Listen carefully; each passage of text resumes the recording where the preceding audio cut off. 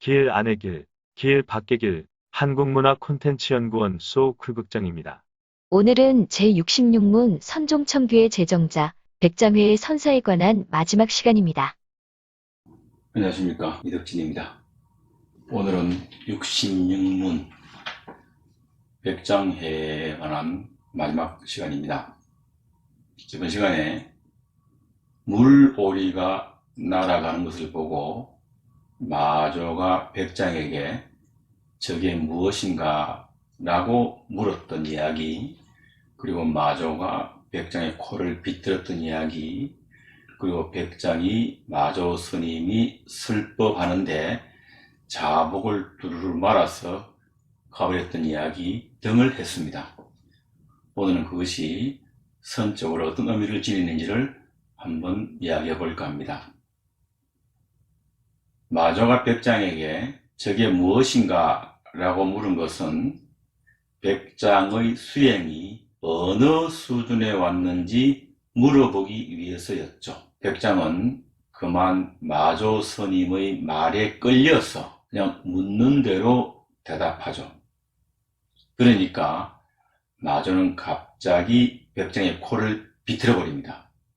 이것은 백장을 깨우기 위한 자극이자 마조의 활구이죠. 선문답은 가르침이나 해설하는 것이 아닌 견성이나 투가를 목적으로 하기 때문에 마조의 저것이 무엇인가 라는 말은 말 그대로 견성이나 투가를 목적으로 한 말이죠. 마조 스님은 백장의 코를 잡아 비틀면서 말합니다. 내 놈이 이래도 날라갔다고 말하겠느냐. 백장은 마조 스님의 말 끝에 깨치게 되는 것이죠. 스승이 왜 자기의 코를 비틀었는지 그 참 뜻을 깨닫게 됩니다. 선은 그렇죠. 한 곳이 뚫리면 천 곳, 만 곳이 동시에 뚫려버리는 것이죠. 저것이 무엇이냐는 물음에 들오리라고 답한 것도 틀린 이야기는 아니죠. 사실을 사실대로 말했을 뿐이죠. 그런데 정색을 하고 들여다보면 역시 맞는 답은 아닙니다. 사실이라고 해서 곧바로 진실로 이어지지는 않기 때문이죠. 사물에 이름이 있다는 것 자체가 인간의 분별 때문이죠. 우주 만물이 원래 이름을 가지고 태어난 것은 아니죠. 오리를 오리라고 부르고 닭을 닭이라고 부르는 것은 인간의 분별이지 결코 그 자체가 오리나 닭이어서가 아니죠.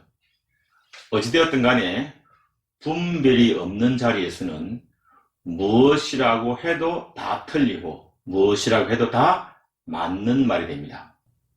백장 스님이 오리를 보고 엉뚱하게 겨울가의 조약돌입니다 라고 대답했어도 스승인 마조는 나무라지 않았을 것이죠.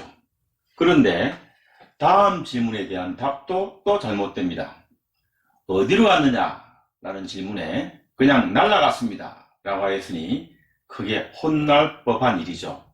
이때 마조 스님의 질문은 동쪽으로 갔거나 서쪽으로 갔거나 도로리가 날아간 이야기가 아니고 사실은 제자인 백장의 수행 경계를 알아보려고 한 것인데 백장이 엉뚱한 소리만 하고 있으니까 코를 비틀은 것이죠.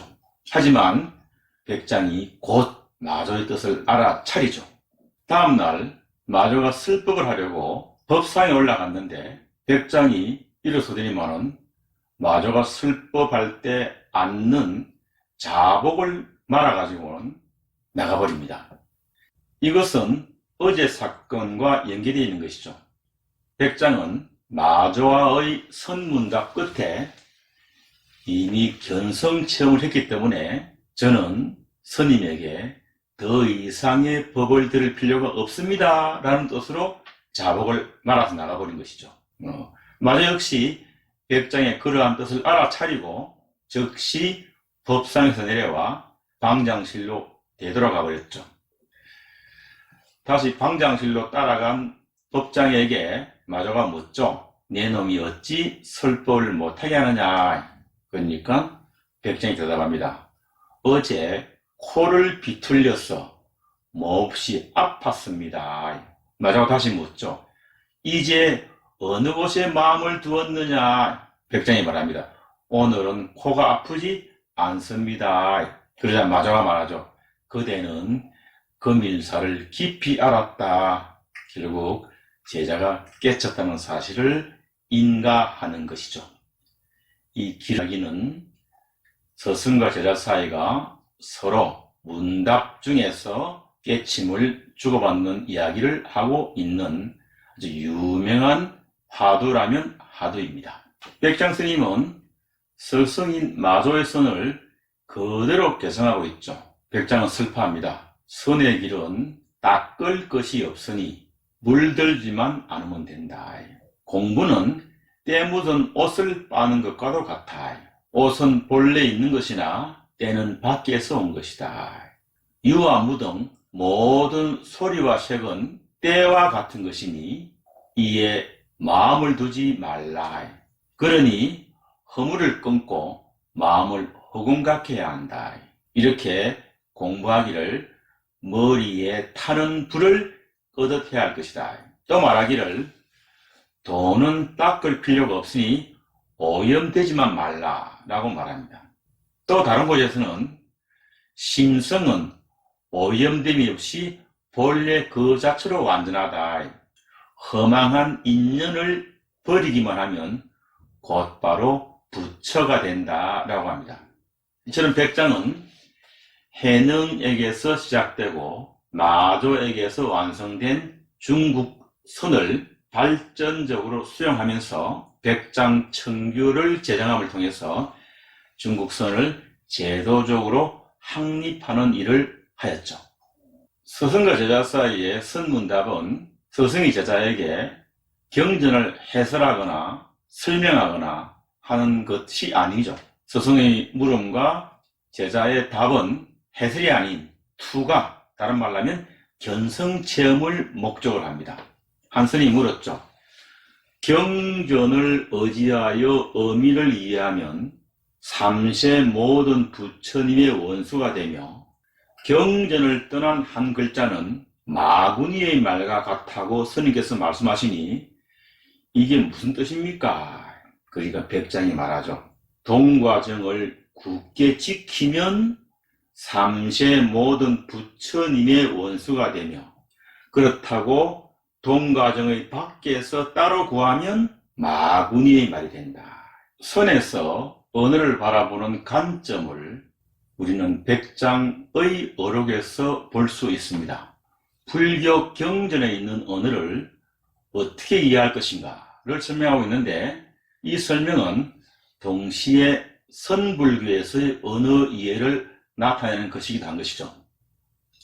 석가모니가 자신이 체험한 깨달음을 사람들에게 설명하려 했을 때 부딪혔던 문제와 선적 체험을 한 백장 스님이 학인들에게 이야기할 때 부딪히는 문제가 역시 동일한 문제이기 때문이죠. 따라서 경전의 언어와 선오록의 언어는 둘 다 방편설이라는 측면에서 기본적으로 같다라고 볼 수 있습니다. 중생은 분별의식을 극복한 적이 한 번도 없기 때문에 무슨 말이든 듣기만 하면 그 말에 집착하죠. 그러므로 깨달음의 체험을 말을 통해 중생에 납득시키기란 대단히 어렵습니다. 진실로 이해한다는 것은 중생이 부처와 조사의 설명을 듣고 부처와 조사와 동일한 체험을 경험할 때야 비로소 가능하죠. 그러므로 부처와 조사의 말은 중생이 자기들과 동일한 체험을 하도록 유도하는 것을 목적으로 하는 말입니다. 그러나 말에 집착하여 말을 극복하지 못하는 중생에게 말로서 하는 설명이란 한계가 있을 수밖에 없죠. 예를 들어 중생에게 본래 불성이 있다 라고 말하면 중생은 불성이란 물건을 찾아서 돌아다니고 본래 불성이 없다 라고 말하면 중생은 공적함에 빠지고 본래 불성이 있기도 하고 없기도 하다 라고 말하면 중생은 앞뒤가 안 맞는 말에 혼란을 불러일으키고 불성은 있지도 않고 없지도 않다라고 말하면 중생은 말장난한다고 크게 할례입니다. 이 문제는 조금 있다가 조주의 무자하두를 이야기할 때 조금 더 자세하게 설명할 기회가 있을 것입니다. 어쨌든 이렇게 이야기하든 저렇게 이야기하든 논리나 지식으로 접근하고자 하는 사람에게는 다 문제가 있다라고 보는 것이죠. 백장 스님의 방편설선법을 이야기하는 대표적인 언명은 삼구투가라고 하는 말입니다. 앞에서 우리가 이미 말했죠. 중생은 분별의식을 극복한 적이 한 번도 없다. 따라서 무슨 말이든 듣기만 하면 그 말에 집착한다. 그러므로 견성, 즉 깨달음의 체험을 중생에게 말을 통해서 납득시키기란 대단히 어렵다. 진실을 이해한다는 것은 중생이 불조의 설명을 듣고 불조와 동일한 체험을 경험할 때야 비로소 가능하다. 그렇게 동일한 체험을 하기 위한 방편으로서 백장은 삼구투가라는 말을 합니다. 다시 말해서 삼구투가는 중생이 백장 자신과 혹은 다른 말로 하면 부처님과 동일한 체험을 하도록 유도하는 방편설이라고 볼 수 있습니다. 삼구란 초선, 중선, 후선을 말합니다. 초선은 긍정하거나 부정하는 하나의 입장을 지키는 것이고, 중선은 초선의 입장을 버리는 것이고, 후선은 초선의 입장을 버렸다는 생각조차도 버리는 것입니다. 조금 더 자세히 말한다면 초선은 명칭과 견해를 세워서 삿된 길로 빠진 중생들을 올바른 길로 끌어들이는 방편이죠. 중선은 바른 견해를 가지고 바른 공부의 길로 들어선 수행자에게는 이제 모든 명칭과 견해가 임시로 거짓으로 가설된 방편임을 납득시켜서 이제까지 가지고 있던 명칭과 견해를 모두 버리게 하는 방편입니다. 세 번째로 후선은 방편을 세웠다가 방편을 버린다는 생각조차도 버려서 방편이란 격식에서 완전히 자유롭게 하는 것이죠. 예착하지 않음에 머물지 않게 되고 나서 또 예착하지 않음에 머물지 않는다는 생각도 가지 않는 불지의 경지가 후선이 되는 것이죠. 그러나 이 세 경지는 각각 하나의 지위에 머물러 있는 것이므로 완전한 의미의 깨달음은 아니죠. 완전한 깨달음은 이 세 경지, 초선, 중선, 후선의 삼구를 벗어나 어디에도 매이거나 머물지 않는 것입니다. 모든 법에 머물지 않고 머문 없는 데에도 머물지 않으며 머물지 않는다는 생각마저도 내지 않는다면 그를 큰 선지식 혹은 오직 한 분뿐인 부처님이라고 할 수 있는 것이죠. 이 큰 선지식에는 조불, 조사나 부처님 외에는 나머지는 몽땅 외도이거나 마구니가 되는 것이죠. 깨달음이란 어디에도 머물거나 매이지 않는 자제해탈을 의미하지만 백장이 특히 지혜로부터의 해탈을 강조하는 것은 선공부에서 지혜, 즉 아르마리가 그만큼 큰 장애가 됨을 보여주는 것이죠.